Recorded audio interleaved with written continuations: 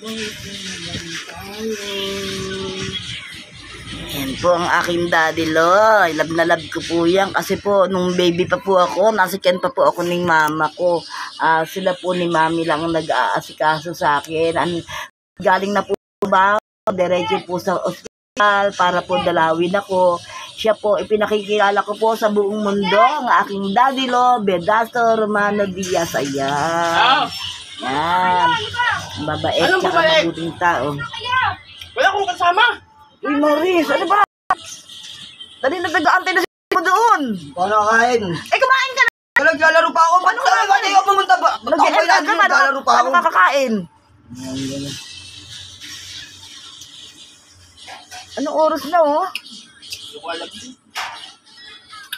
Babu. Yan naman po ang aking papa. Mapogi, mabait, tsaka masipag. Mahal na mahal ako ng papa ko.